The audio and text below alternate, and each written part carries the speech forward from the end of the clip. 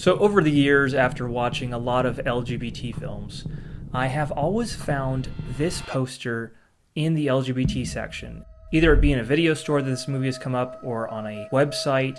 I have always been haunted by this movie called The Trip. And I never really wanted to watch it, with all due respect, not to criticize, but the poster kind of looks like a certain type of film, if you know what I mean. So where are you from? Can I just not say that? You want to take your shirt off? So I never got around to watching this film.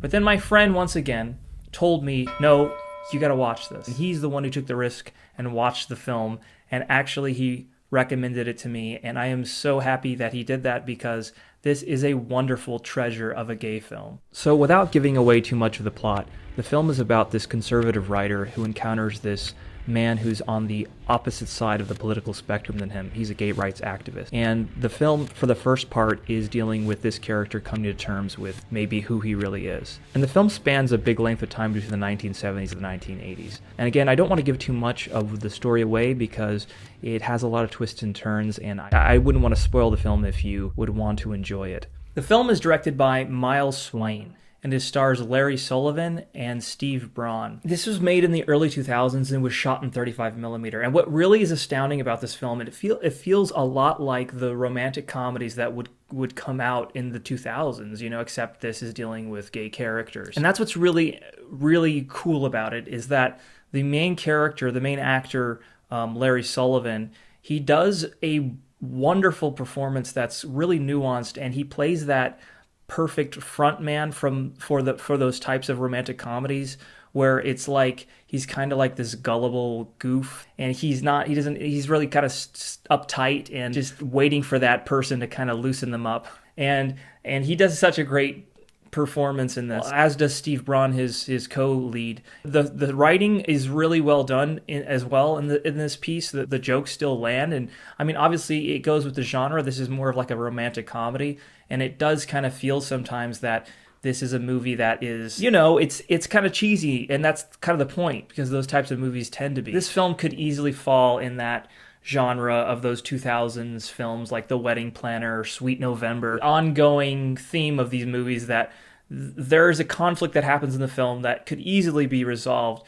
with a simple conversation of explanation, and it doesn't happen. And I mean, that's kind of the nature of romantic comedies, right? Even though it's a comedy, I would say overall it's a comedy. There's dramatic moments, and it later in the film, deals with some very, heavy subject matter. I think overall the tone of it is very lighthearted and whimsical, and overall you'll just have a really great time, and you might even be moved by it.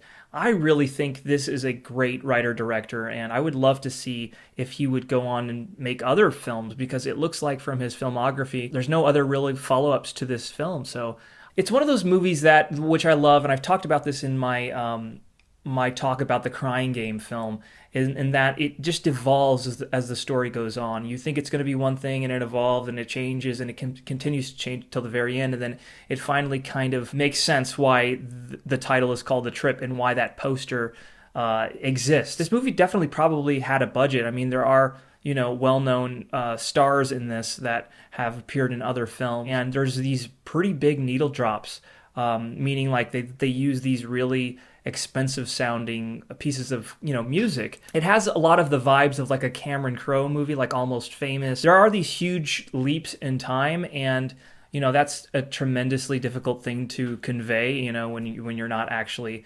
having the luxury of doing a Boyhood thing where you actually get to wait all these years. So you kind of feel sometimes that there's pieces missing, but I think the film also is edited very well, and that they create this transitional moment where they're showing like the history of gay rights throughout this time span in which we're jumping. There's really good funny moments, especially this scene that happens with his parents when he's trying to hide this other character. It's really a slept-on classic, I feel like, and it's not like a throwaway movie. I really do feel like this is a great piece of cinema. I totally can see rewatching this movie. It's not one of those movies where you just kind of like throw away and forget about. I mean, I really think this is This is up there with one of my favorite LGBT films that I've seen. I mean, this movie is not talked a lot about when people talk about general LGBT cinema. And if you give this film a chance, I think you'll have a good trip.